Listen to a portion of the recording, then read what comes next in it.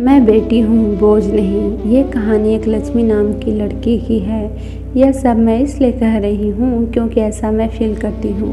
एक लड़की थी, जब उसका जन्म होने वाला था तब उसके दादा दादी और घर के रिश्तेदार जश्न की तैयारी कर रहे थे, क्योंकि उन्हें लगता था लड़का होगा, पर ऐसा नहीं था।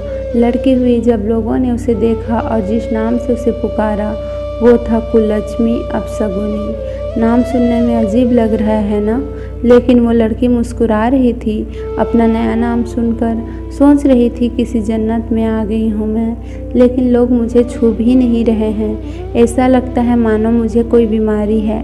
जो जश्न मनाने आए थे वो भी चले गए, मुझे लोग मारना चाह रहे थे। सोच रहे थे लड़की हूँ और बदनामी के सिवा दे भी क्या सकती हूँ। केवल एक इंसान जो मेरा पूरा साथ दे रहा था वो थी मेरी माँ, जिसने मुझे दुनिया की नज़रों में बहुत दूर भेज दिया। दुनिया की नज़रों में तो मैं मर चुकी थी, लेकिन मैं तो अनाथालय में थी। मेरा भरा पूरा परिवार था, लेकिन फिर भी मैं अनाथालय में थी। कितना अजीब है ना।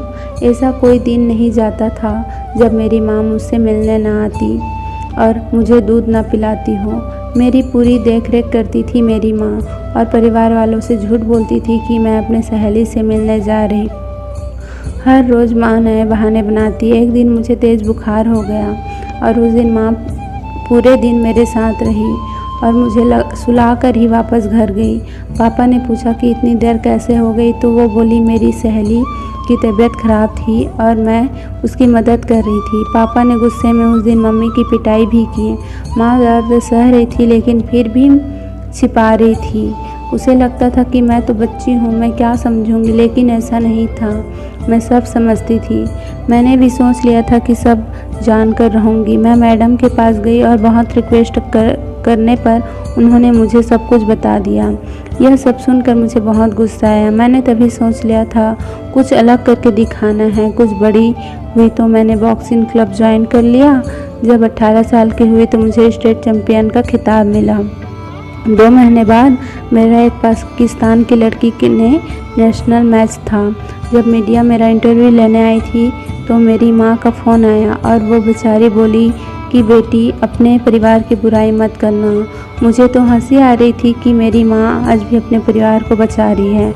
मैंने इंटरव्यू दिया और पूरी जनता टीवी पर इंटरव्यू सुना। शाम को माँ ने बताया कि टीवी देखते हुए पापा बोले रहे थे कि वाह क्या लड़की है, कितना नाम रोशन कर रही है अपने माता पिता और परिवार का। वो लोग तो मुझे छोड़कर चले गए थे, यह कहकर कि मैं कुललक्ष्मी हूँ। आज वो लोग मेरे से मिलना चाहते हैं और मेरे साथ फ़ोटो खिंचाना चाहते हैं, लेकिन आज भी वो मेरी पहचान से अनजान थे कि मैं कौन हूँ। ठीक 2 माह बाद नेशनल चैम्पियन का मैच हुआ और वो सभी मुझे देखने आए थे। बहुत सारे लोग मैच देखने आए थे और सभी बोल रहे थे यू कैन डू इट, लेकिन मेरी नज़र उस भीड़ में अपने परिवार को तलाश रही थी। दूर भीड़ में मुझे मेरा परिवार नज़र आया। उनको देखते ही मेरे अंदर गुस्सा भर गया और सारा गुस्सा मेरे अपने प्रतिद्वंदी पर निकाल दिया और वो नेशनल खिताब अपने नाम कर लिया। फिर क्या सभी मुझ में इंटरेस्टेड हो गए। लोग मुझसे मेरे परिवार के बारे में पूछने लगे। बहुत मजबूर होकर मैंने बताया कि मैं वो लड़की हूँ जिसे 20 साल पहले मार दिया गया था, जिसे सबसे पहला नाम कुललक्ष्मी दिया गया था। मेरे पूरे परिवार की आंखें नम हो चुकी थी। तभी दूर भीड़ में से भागकर कोई मेरे पास आया और मुझे बेटी कहकर पुकारा। ये सब मानो मेरे लिए सपने जैसा था। जो बचपन का प्यार मैंने खो दिया था वो अचानक ही मुझे मिल गया और उसने मुझे गले लगाकर सभी से कहा यह मेरी बेटी है जिसने मुझे पिता बनने का हक दिया। सभी लोग मेरे से माफ़ी मांग रहे थे। जब मैंने जन्म लिया तब मैं केवल एक लड़की थी, लेकिन आज मैं किसी की बेटी हूँ। अब मैं अपने आंगन की तुलसी बन चुकी हूँ, अपने घर की मुस्कान बन चुकी हूँ, मैं बेटी बन चुकी हूँ। यह कहानी थी मुझ कुललक्ष्मी की, जिसने मुझे अपने घर की लक्ष्मी बनाया, और मेरी माँ इस कहानी की सबसे महत्वपूर्ण पात्र थी। होती नहीं बेटियाँ हर किसी के चाह में, जहाँ न सोचा हो पहुँच जाती है उस राह में।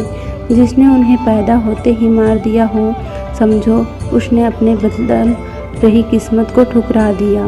दोस्तों, आज के समाज में सभी लोगों को इस हकीकत को अपनाना होगा, तभी महिला सशक्तिकरण का सपना पूरा होगा।